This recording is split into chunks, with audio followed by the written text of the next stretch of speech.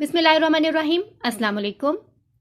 Board के exams के लिए बबल शीट की फिलिंग 9-10 की क्लासेस के लिए भी बहुत ज़्यादा इम्पॉर्टेंट है और फर्स्ट ईयर सेकेंड ईयर की क्लासेस के लिए भी बहुत ज़्यादा इम्पॉर्टेंट है, क्योंकि ये वो पार्ट है जो आपके तमाम मारूज़ी मार्क्स पे मुश्तमिल होता है। चाहे वो 15 मार्क्स वाला मारूज़ी हो या 10 मार्क्स वाला मारूज़ी हो, अगर ये प्रॉपर फिल नहीं किया होगा या इसको आपको प्रॉपर गाइडलाइन नहीं दी जाएगी तो आप इसको ठीक तरह से फिल नहीं कर पाएंगे और ये आपके डायरेक्ट जो है टोटल मार्क्स पे बहुत इफ़ेक्ट डालते हैं ये नंबर।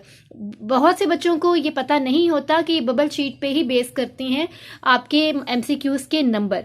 आप लोगों के सामने अमूमन क्वेश्चन पेपर आता है इस शक्ल में और आप लोग अमूमन मार्क कर देते हैं और ये समझते हैं कि जो आपका मारूज़ी तर्ज का पेपर आपको दिया गया है वही वाले पेपर की बेस पर आपको नंबर दिए जाएंगे, जबकि ऐसा नहीं होता। बीइंग अ बोर्ड चेकर, क्योंकि मैं खुद बोर्ड चेकर हूँ तो मैं अपने एक्सपीरियंस के हिसाब से आपको गाइड करूँगी। मैं आपको ये ज़रूर अहम तरीन बात बताना चाहती हूँ कि एमसीक्यूज़ का जो पेपर है उसकी बेस पर आपके मार्क्स डिपेंड नहीं करते, बल्कि ये जो बबल शीट है इसकी बेस पर आपके मार्क्स डिपेंड करते हैं। होता क्या है कि जब आप यहाँ पे एमसीक्यूज़ के लिए आपको सिर्फ 15 मिनट्स दिए जाते हैं और जब आपने उन 15 मिनट्स के अंदर आपने कोई ना कोई ऑप्शन को यहाँ पे टिक लगाना होता है। फॉर एग्जांपल आपके यहाँ पे पहली ऑप्शन है कि सबसे बड़ी काहली है। अब चारों ऑप्शंस में से आपको जौन सी ऑप्शन भी दुरुस्त लग रही है, मेहनत ना करना, सुस्ती ना करना, चुस्ती ना करना या दिली कुआ बेकार छोड़ देना, तो मैंने करेक्ट आंसर को मार्क कर दिया है। जिस ऑप्शंस में जॉन से आंसर करेक्ट था वो मैंने इसको टिक लगा दिया। अब अगर मैं ये समझ लूँ कि इसी नंबर पर, इसी बेस पर मेरा एमसीक्यूज़ का पेपर चेक हो जाएगा और मुझे मार्क्स मिल जाएंगे, तो ऐसा नहीं होता। बोर्ड का तरीक़ेकार इसके बाद यहाँ पे ख़त्म नहीं होता। इस तरीक़ेकार को आपने बबल शीट पर ज़रूर उतारना होता है। यहाँ से चेकिंग होती है आपकी बोर्ड में एमसीक्यूज़ वाले पेपर की। अब ये वाला तो आपसे 15 मिनट्स के बाद ले लिया जाएगा और यहाँ पे जो ऊपर कोड नंबर दिया होगा वो आपने इस जगह पे फिल ज़रूर करना है। मैं आपको ज़रा क्लोज करके दिखा देती हूँ। बच्चों, फॉर एग्जाम्पल मैंने यहाँ पे एक कोड नंबर लिख दिया है जो कि हैंड रिटन लिखा हुआ है, लेकिन जब आपको बोर्ड का पेपर दिया जाएगा तो ऑफकोर्स हैंड रिटन नहीं होगा। एमसीक्यूज़ वाला 4 वर्जन पेपर होता है तो उन्होंने कोड नंबर ऊपर खुद प्रिंट किया होता है और क्योंकि 4 तरह का जो एमसीक्यूज़ का पेपर चल रहा होता है वो चारों बच्चों का डिफरेंट होता है, तो इस लिहाज से ये वाला जो कोड नंबर है ये सबका डिफरेंट ही होगा। यहाँ पे जो आपका कोड नंबर दिया होगा आपको उसने इस जगह पर उतार लेना है। मसलन ये 0428 कोड नंबर था जो मैंने यहाँ पे लिख लिया। अब इस कोड नंबर के हिसाब से यहाँ बबल्स फिल करना बहुत ज़रूरी है। बच्चों, जब यहाँ आपने कोड लिख लिया है तो इसके यहाँ पे बबल्स को फिल करना बहुत ज़रूरी है इस कोड नंबर के हिसाब से। और ये कोड नंबर इसलिए अहम होता है कि आपका जो एमसीक्यूज़ वाला पेपर है वो दूसरे बच्चों से डिफरेंट होगा और जब एग्जामिनर को आपका पेपर जाएगा या आंसर शीट जाएगी तो आपका क्वेश्चन पेपर नहीं जाएगा जिस पे आपने कोड नंबर लिखा होता है। तो अगर आप अपना कोड नंबर दुरुस्त नहीं लिखेंगे तो फिर एग्जामिनर की मर्जी होगी कि वो जिस मर्जी कोड नंबर को यहाँ पे फिल करके और यहाँ पे उसके बबल फिल करे और उसके अकॉर्डिंग आपका आंसर ये वाले लिस्ट चेक कर ले। और बच्चों, इस तरह से 15 मार्क्स पूरे ही जाने का खदशा होता है कि अगर आपका कोड नंबर ही मैच नहीं करेगा आपके आंसर्स के साथ तो वो आंसर लिस्ट के सारे आंसर जो हैं वो आपके साथ मैच नहीं करेंगे और वो लाजमी गलत हो जाएंगे।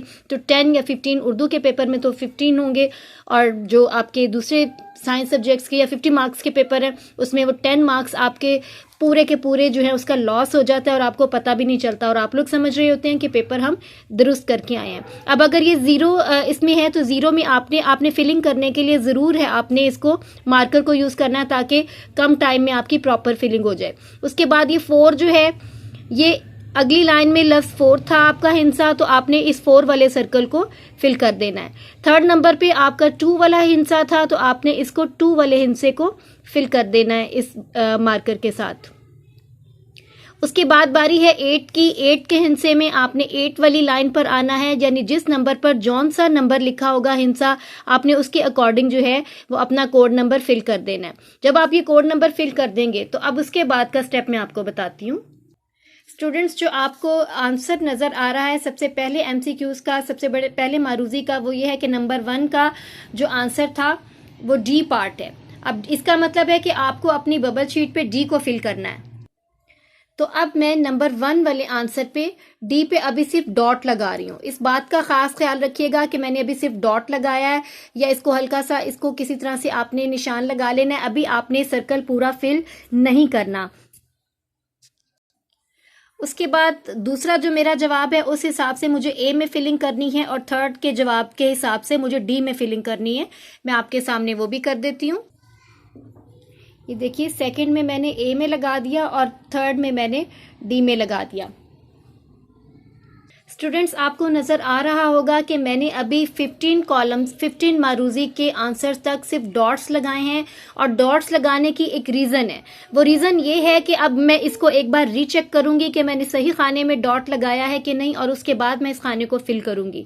होता क्या है कि यहाँ पे क्लियरली इंस्ट्रक्शन लिखी होती है आपके बोर्ड के पेपर में, एक से ज़्यादा दायरों को पुर करने या काट कर पुर करने की सूरत में मज़कूरा जवाब गलत तस्वुर होगा।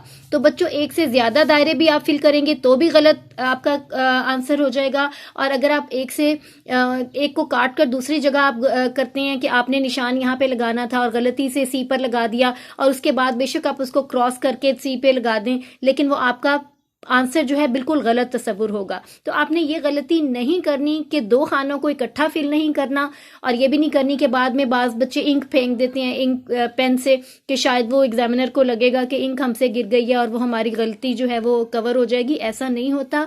चाहे आप उसको नेल से खुरच दें, चाहे आप उसके ऊपर इंक गिरा दें, लेकिन ऐसे आंसर को गलत ही करार दे दिया जाता है अगर आपने एक बबल में 2 खाने जो हैं वो फिल कर दिए हैं एक MCQs में। तो अब मैंने एक दफ़ा अपने आंसर क्वेश्चन पेपर के हिसाब से अपने आंसर को रीचेक कर लेना है कि मैंने सही खाने में डॉट लगाया है, और उसके बाद मैंने जब देख लेना है कि मेरा आंसर ठीक है तो मैंने इस खाने को प्रॉपरली फिल कर देना है।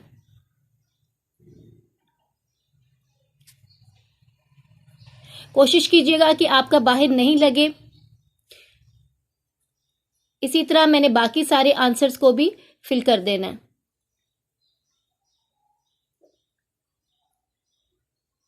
ये काम आपने बहुत तवज्जो से करना है। आपको नज़र आ रहा होगा कि मैंने जो है उन बबल्स को फिल कर लिया जिनको अभी मैंने मार्क किया था, और बहुत तसल्ली से आपने ये काम करना है, जल्दबाजी में नहीं करना। बच्चों, क्योंकि मैं खुद बोर्ड चेकर हूँ तो मैं स्टूडेंट्स की ये गलतियाँ देखती रहती हूँ, और इसी हिसाब से मैं बता रही हूँ कि बहुत से पेपर्स मैंने खुद ऐसे चेक किए हैं कि जिसमें पूरा अपने आंसर शीट को MCQs को छोड़कर बाकी हर चीज़ को सही फिल किया होता है। आपने बबल शीट्स फिल ही नहीं की होती, आपको पता ही नहीं होता कि ये कितनी अहम है, और आपने मुख्तसर सवालात भी बिल्कुल परफेक्ट किए होते हैं, तफसीली सवालात भी बिल्कुल परफेक्ट किए होते हैं, लेकिन इस वाले पोर्शन को बिल्कुल टच ही नहीं किया होता। इस वजह से कि आपको शायद ऐसा लगता है कि क्वेश्चन पेपर की बेस पर ही आपको मार्क्स मिल जाएंगे। आपको पता होना चाहिए क्लियरली कि आपको MCQs के जो नंबर हैं वो बबल शीट की बेस पर मिलते हैं। आपको बबल्स करेक्ट फिल करना बहुत ज़रूरी है, सही कोड नंबर के साथ फिल करना बहुत ज़रूरी है, और ये बहुत ज़रूरी है कि आप इस चीज़ का ख्याल रखें कि आपको एक लाइन में एक ही बबल को फिल करना है, वो दुरुस्त होना चाहिए। ये 15 बबल्स मैंने आपको फिल करके बता दिए। इस तरह से आपको नज़र आ रहे होंगे कि इस तरह से एक खाने में 2 जो बबल है आपने फिल नहीं करते। अब अगर गलती से आपने इसको भी फिल कर दिया और उसके बाद आपको ख्याल आया कि ओहो इसका तो आंसर डी था, और आपने बाद में उसको भी फिल कर दिया कि अब एग्जामिनर आपके साथ हमदर्दी दिखा देगा और आपको इसके नंबर दे देगा। बेशक आप इसको क्रॉस लगाते रहें, वो क्रॉस ही तस्वुर होगा और वो सीधा सीधा काट दिया जाता है। इस तरह के जवाब को बिल्कुल भी दुरुस्त नहीं करार दिया जाता। वही आंसर दुरुस्त करार दिया जाता है बबल शीट में जो कि आपका एक लाइन में एक सर्कल फिल हुआ हो और अकॉर्डिंग टू आपके कोड नंबर सही आंसर हो। यहाँ पे आपकी कोड नंबर की गलती भी आपके नंबर जो है वो गंवा सकती है। यहाँ पे आपके इस तरह की इस टाइप की मिस्टेक भी जो है आपके मार्क्स जो है वो गंवा सकती है। आपको इन दोनों गलतियों से बचना है और इस पोर्शन को ज़रूर फिल करना है ताकि इस जगह पे आपके मार्क्स पूरे तस्वुर किए जाएं। स्टूडेंट्स, अब ये फ्रंट शीट जो है वो मैं आपको फिल करना सिखा रही हूँ, जो कि बोर्ड की फ्रंट शीट आपको फिल करनी है। और वो कैसे फिल करनी है, ये वाला आपका सबसे जवाबी कॉपी में जहाँ पे आपका हेडर नाम वगैरह लिखना होता है उससे पहले ये वाला पोर्शन होता है, और ये वाला जो पेज है जिस पे आपके बबल शीट फिल होती है ये सबसे लास्ट में पोर्शन होता है। आपको दोनों करेक्ट करने का तरीका पता होना चाहिए। यहाँ पे आप पेपर की डेट लिख देंगे, जिस डेट को आपका पेपर होगा। यहाँ पे आपने ये बताना है आप मैट्रिक के स्टूडेंट हैं कि इंटर के स्टूडेंट हैं। अगर आप मैट्रिक के स्टूडेंट हैं तो आप यहाँ पे एम को फिल कर दीजिए, मैट्रिक के आगे वाली को फिल कर दीजिए सर्कल को। अगर आप पार्ट 1 के स्टूडेंट है, पार्ट 1 जो है वो 9th कहलाता है, पार्ट 2 जो है वो 10th कहलाता है। अगर आप 9th के स्टूडेंट हैं तो आप इस वाले को फिल करेंगे, और अगर आप 10th के स्टूडेंट हैं तो आप पार्ट 2 को फिल कर दीजिए। इसके बाद आपने ये बताना है कि आप एनुअल का पेपर दे रहे हैं या सप्ली का पेपर दे रहे हैं। तो आप अभी तो एनुअल ही के पेपर होंगे तो आपने यहाँ पे एनुअल का पेपर दे देना है, और खुदा ना खास्ता सप्ली के पेपर की नौबत आए तो आपने ज़रूर यहाँ पे सप्ली वाले को फिल करना है। उसके बाद आपने यहाँ पे ज़रूर बताना है कि ये मॉर्निंग का पेपर आप दे रहे हैं या इवनिंग का दे रहे हैं। तो मॉर्निंग का अगर आप दे रहे हैं तो आप मॉर्निंग का एम वाली मॉर्निंग के आगे वाले को सर्कल को फिल कर देंगे, और अगर आप इवनिंग का पेपर दे रहे हैं तो आप इवनिंग वाला सर्कल फिल कर देंगे। 2 सर्कल्स आपने इकट्ठे नहीं करने, क्योंकि ऐसा कैसे हो सकता है कि आप मॉर्निंग और इवनिंग दोनों शिफ्ट्स का दे रहे हैं। अगर आप ये मालूमात को सही फिल करेंगे तो खुदा न खास्ता अगर आपका पेपर गुम जाता है या उसका कोई रिकॉर्ड नहीं रहता तो उसको ढूंढने में आसानी हो जाती है। स्टूडेंट्स, यहाँ पे आपने क्लियरली डेट लिख दी, मैट्रिक ये पार्ट 1, एनुअल, मॉर्निंग, और इसके बाद यहाँ पे आपने सब्जेक्ट का आपने नाम लिख दिया कि किस सब्जेक्ट का आप पेपर उस वक्त दे रहे हैं। उसके बाद यहाँ पे आपने डेट भी उन्हीं के तरीके से लिखनी है जिस तरीके से उन्होंने आपको बताई है। ये जगह जिस जगह आपने डेट वगैरह लिखनी है तो आप यहाँ देखिए कि यहाँ आपने डेट लिखनी है, यहाँ पे मंथ लिखना है और यहाँ पे ईयर लिखना है। अगर वहाँ पे उस दिन, जैसा कि अभी मैंने आपको बताई कि 15 डेट है, तो आप 1 और 5 लिखेंगे। मंथ जो है जुलाई का था तो 0 और 5 लिखा जाएगा, आपने कोई स्पेस जो है वो कोई ब्लॉक खाली नहीं छोड़ना। और ईयर जो है वो 2021, तो आपने डेट वाला कोई जो है वो फोल्डर खाली नहीं छोड़ना। अगर आपका सिंगल डेट पर डेट है, जैसे 5 डेट है तो 05 लिखिएगा। मंथ जैसे कि सिंगल उस पर होगा क्योंकि जुलाई में या अगस्त में आपके पेपर होंगे तो आपने 05 उस हिसाब से लिख देना है और ऐसे लिख देना है। इसके बाद आपकी बारी है मॉर्निंग की या इवनिंग की, तो आपने क्योंकि मॉर्निंग अभी वहाँ पे फिल किया है साइड पे तो यहाँ पे भी मॉर्निंग का खाना आप लिख देंगे। इसके बाद यहाँ पे आपने अपना रोल नंबर लिखना है, जो कि जितने डिजिट्स पर मुश्तमिल होगा वो रोल नंबर उतने ही डिजिट्स पर यहाँ लिखना ज़रूरी है। अब जैसे कि स्टूडेंट यहाँ पे आपका रोल नंबर अगर होगा 3,75,000 में एक फ़र्ज़ी रोल नंबर लिख रही हूँ, 3,75,419, उसी हिसाब से आपने इसके कोड्स जो हैं यहाँ पे फिल करने हैं, यहाँ पे इसके बबल्स फिल करने हैं। 3 आपका पहली लाइन में 3 लिखना है, तो आपने इस सीरियल में जहाँ 3 वाला नंबर है आपने उसको फिल कर देना है। इस सेकंड हिस्सा जो आपका 7 है तो आपने इस लाइन में जिस जगह 7 आ रहा है आपने उस जगह से इसको फिल कर देना है। थर्ड आपका डिजिट 5 है तो जिस लाइन में 5 आ रहा है आपने उसको फिल कर देना है। फोर्थ लाइन में आपका 4th आ रहा है यहाँ पे तो आपने इसको 4 लिख देना है, यहाँ पे फिल कर देना है।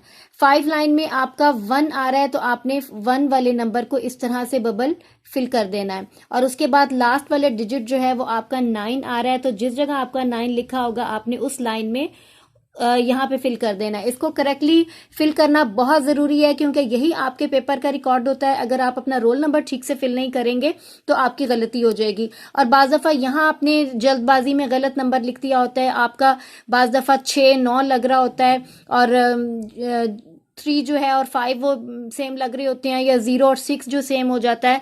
तो वो आपका तब फ़र्क सही पता चलेगा जब आपने अपने इन डिजिट्स को यहाँ पे बबल्स को ठीक से फिल किया होगा, तो वो आपकी गलती का इम्कान नहीं रहता। 3 की जगह 3 आपने करना है, सेकंड नंबर पे जो 7 आ रहा था वो हमने 7 पे कर दिया, 5 पे 5 कर दिया।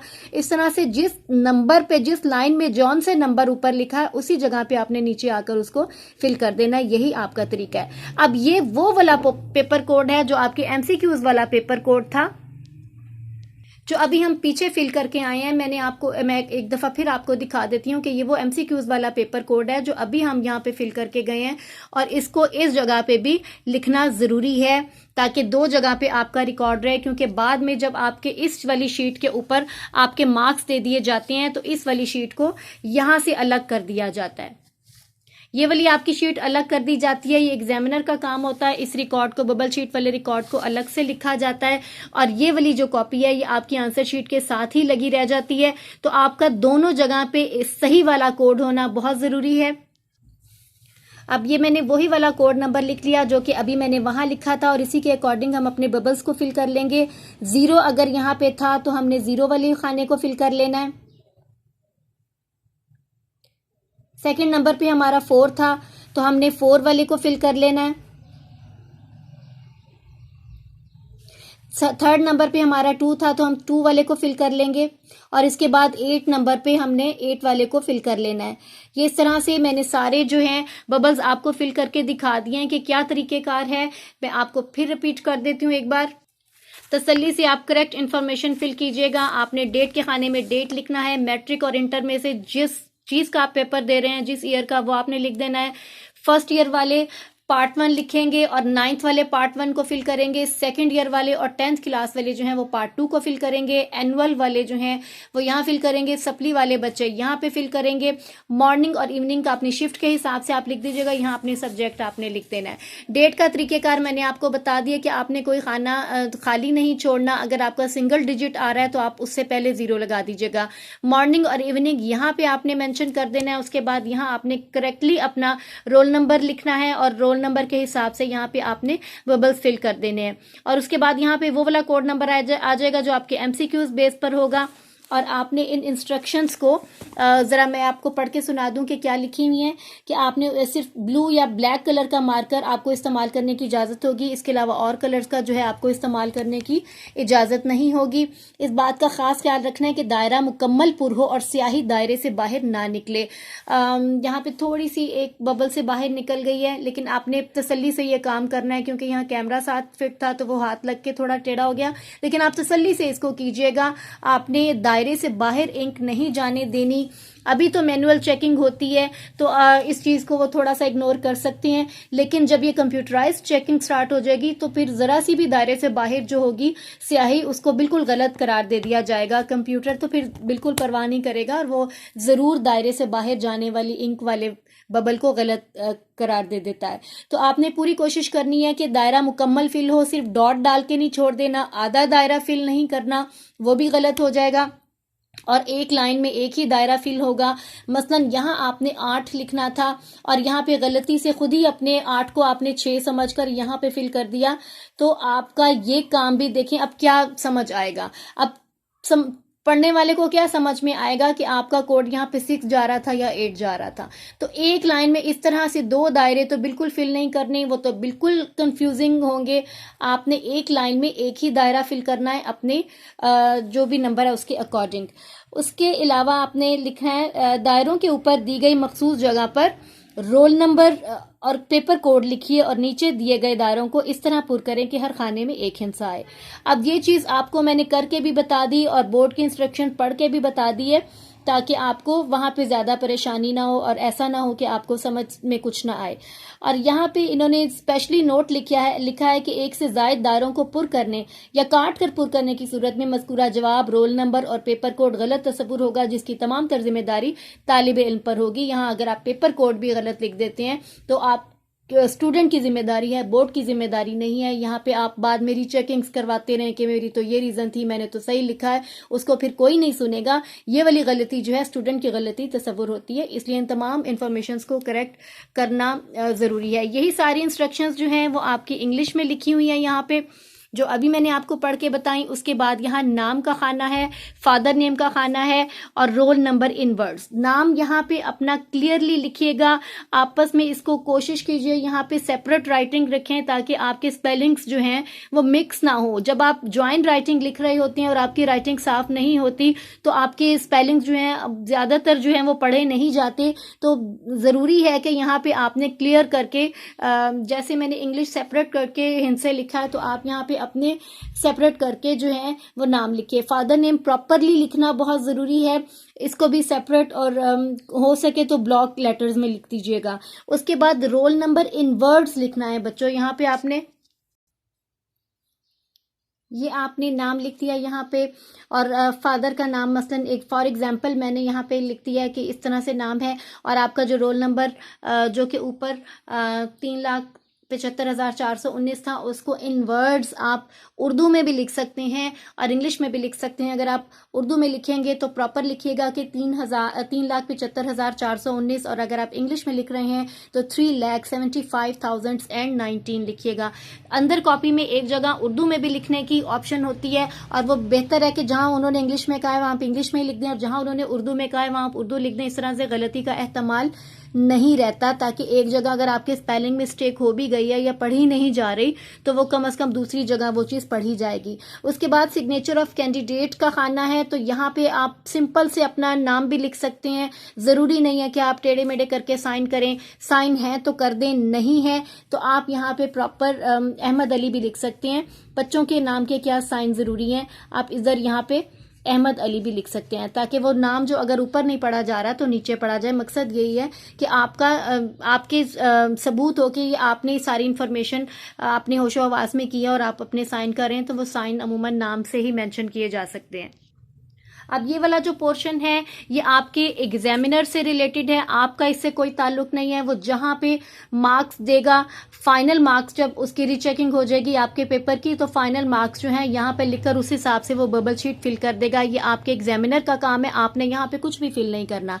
ये भी आपका एग्जामिनर खुद कोड फिल करेगा, ये आपका काम नहीं है। ये सब एग्जामिनर ने अपना कोड नंबर यहाँ पे लिखना होता है, उसका जो आईडी होगी वो अपनी आईडी नंबर यहाँ पे लिखेगा और या उसके साइन होंगे। यहाँ पे भी कई बच्चे साइन कर देते हैं, यहाँ आपके साइन का खाना नहीं है, ये जगह सिर्फ आपके पेपर चेक करने वाले के साइन के लिए स्पेस बनी है। पूरी बबल शीट जो है मैंने आपको गाइड कर दी है, इसमें आपने एहतियात करनी है और अपने 15 मार्क्स और अगर आपका 75 का मार्क्स का पेपर है तो 15 मार्क्स की लाजमी होगी, और अगर आपका 50 मार्क्स का पेपर है तो वो 10 मार्क्स की मारूजी होगी, जिसके नंबर आपने अपनी गलती से नहीं जाने देने। ये पूरी चीज़ें प्रॉपरली आपने फिल करनी है जैसे मैंने आपको बताई हैं, और जो जो मिस्टेक्स मैंने आपको बताई है बच्चे कर देते हैं, उस तरह की मिस्टेक जो है वो कोशिश करना है कि आपने ना करें। मुझे यकीन है कि इससे आपको बहुत गाइडलाइन मिली होगी, सिर्फ इसमें थोड़ी सी एहतियात की ज़रूरत है। ये कुछ तरीक़ेकार मुश्किल नहीं है। अपनी जो आंसर शीट है उसको नुकसान मत पहुंचाइए, फटने मत दीजिए, क्योंकि यहाँ पे भी आपके जो है शीट का कोड नंबर होता है कंप्यूटराइज्ड, और ये चीज़ें भी अहम होती हैं। आप इनको बिल्कुल ख़राब मत कीजिए, इंक मत यहाँ पे गिरने दीजिए, ये आपके पेपर का रिकॉर्ड होता है। और इस जगह पे भी आपको यहाँ पे बोर्ड ने अपनी नंबरिंग की होती है, आपके आंसर शीट का नंबर लिखा होता है, तो आप यहां से शीट को फटने मत दीजिएगा। ये सारा आपके रिकॉर्ड के लिए होता है। इस नंबर से आपकी शीट का रिकॉर्ड होता है, और आपकी आंसर शीट गुम जाए तो ढूंढने के लिए आसानी होती है। आपने अपनी आंसर शीट को कोई और नुकसान नहीं पहुंचने देना। यहाँ पे आपको एक इंस्ट्रक्शन नजर आ रही होगी डिस्क्लेमर की शक्ल में, board shall not be responsible if the mentioned instructions are not followed. ये बोर्ड कह रहा है कि अगर आप इन बताई हुई इंस्ट्रक्शंस को फॉलो नहीं करते, जो कि हमने यहाँ पे तफसील से बता दी हैं, तो उसका जिम्मेदार फिर बोर्ड नहीं होगा, स्टूडेंट खुद होगा। ये दो जगह पे ये बात मेंशन कर दी है बोर्ड ने, तो आप लोग खुद रिस्पॉन्सिबल हैं। अब मैंने आपको जितना मैं गाइड कर सकती थी मैंने कर दिया। उम्मीद है कि आप इन सब चीज़ों का ख्याल रखेंगे और स्टूडेंट्स को भी गाइड करेंगे। आप इस चैनल को सब्सक्राइब भी कीजिए ताकि और मुफीद बातें आपको बताई जा सकें, और वो बातें जो आपको और अपने स्कूल से नहीं पता चल रही, अपनी अकेडमी से नहीं पता चल रही और कहीं से नहीं पता चल रही, तो वो आपको यहाँ से पता चल जाएं। आप दूसरे स्टूडेंट्स को भी बताइएगा ताकि उनका भी भला हो, क्योंकि आप दूसरों का भला करेंगे तो आपका भी भला होगा। वीडियो पसंद आए तो लाइक करना मत भूलिएगा, शेयर भी कीजिएगा, और कुछ मजीद पूछना चाहें तो आप कमेंट्स में पूछ सकते हैं। अपना बहुत ख्याल रखिएगा, मिलते हैं नेक्स्ट वीडियो में। अल्लाह हाफिज।